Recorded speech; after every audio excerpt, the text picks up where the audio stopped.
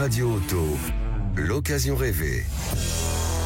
Avec AD, le réseau 2000 garagistes et carrossiers multimarques. Chaque samedi, Sud Radio et ses partenaires de Mobility TV essayent pour vous un véhicule sur le marché de l'occasion. Tiens, dans un instant, un tout jeune véhicule d'occasion. On essaye pour vous le Dacia Jogger d'occasion avec nos 3 spécialistes que je m'apprête à vous présenter. Mais avant ça, un point sur l'électrification du marché de l'occasion avec notre invité Albert Etienne. Bonjour à vous. Bonjour. Directeur général d'Optevon. Tiens, les véhicules d'occasion électriques qui sont achetés ou vendus sur le marché, c'est quelle proportion aujourd'hui ? Écoutez, en début d'année, c'est 1,1% du marché des voitures d'occasion. Ça a l'air tout petit au début, mais on était à combien il y a un an ?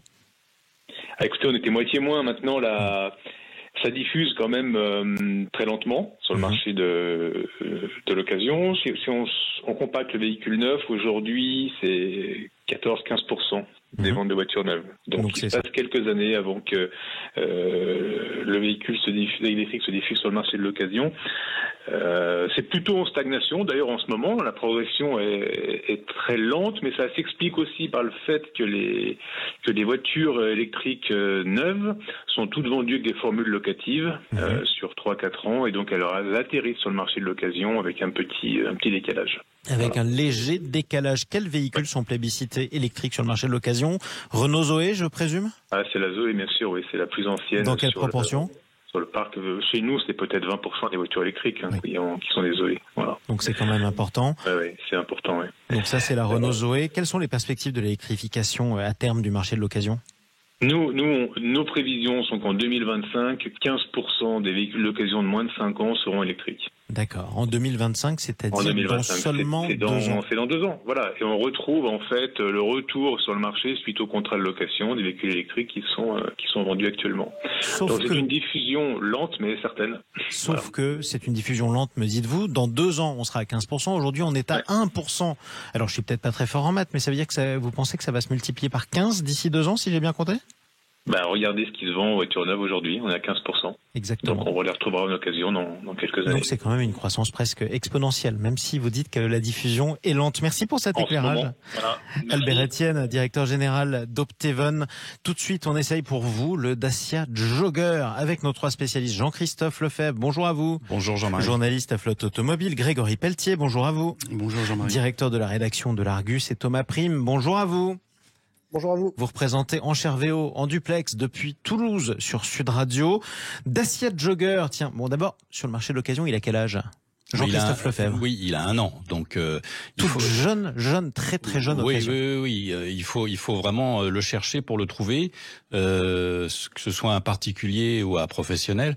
C'est surtout des véhicules, des démonstrations dont les agents et concessionnaires Dacia, Renault se séparent. Et encore, la demande est tellement forte ils n'arrivent pas à livrer.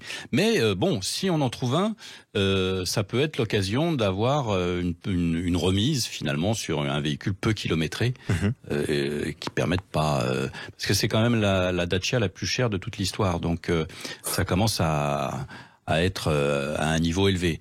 À un niveau élevé pour une Dacia, pensez-vous, ou pour les prestations ?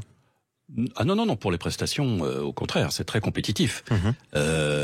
Simplement, elle rend le service de son prix, même si Dacia France a tendance à augmenter, à monter en gamme et à augmenter. Voilà, exactement. Du côté de l'Argus, on confirme faible offre. Ah oui, c'est récent, très récent, et on se retrouve donc très peu d'offres de particuliers, puisque chez Dacia, les clients gardent les véhicules plus que la moyenne. Donc là, on est sur des véhicules chez les concessionnaires qui ont 3-4 000 kilomètres, donc c'est des véhicules de démonstration. Donc l'offre, oui, en effet, est faible. L'offre est très faible. Quel impact cela a sur le prix ? Jean-Christophe Lefebvre nous disait que ça augmentait comme les Dacia qui montaient en gamme justement. De votre côté, Thomas Prime, sur le marché des enchères ? On n'en trouve pas beaucoup quand on sait qu'en 2005, Dacia a lancé le Logan à 7 500 € et qu'on voit que maintenant on voit que maintenant ce véhicule-là, on en trouve sur le marché de l'occasion aux alentours des 18 900 €. Je parle même pas de la partie hybridation qui vient d'arriver où on est, je crois, à 24 000 €, quelque chose comme ça. Donc il y a on s'éloigne vraiment du low cost. Hein.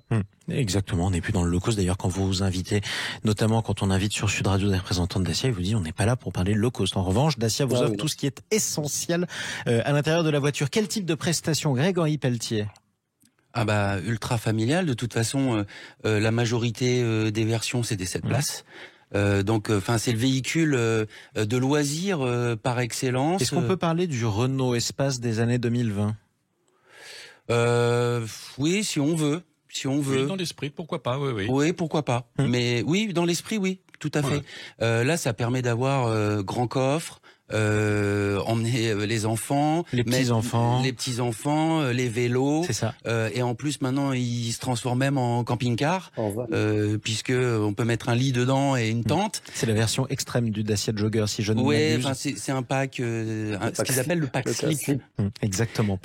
Non, c'est véhicule ultra polyvalent et qui correspond bien à une famille. Alors, quand on fait une publicité comme l'a fait Dacia sur son véhicule pour dire en plus vous en faites un van et vous pouvez camper dedans n'importe où dans une forêt de séquoia aux États-Unis, puisque c'est la photo de la campagne de publicité, ça s'adresse à qui? Ça s'adresse aux jeunes baroudeurs ou alors aux familles nombreuses? Parce que c'est pas tout à fait les mêmes. On peut s'adresser aux deux? Ah oui. Le jeune baroudeur peut être séduit par son prix, qui est canon, et par rapport aux prestations et à son look, c'est plutôt une belle voiture, la Jogger.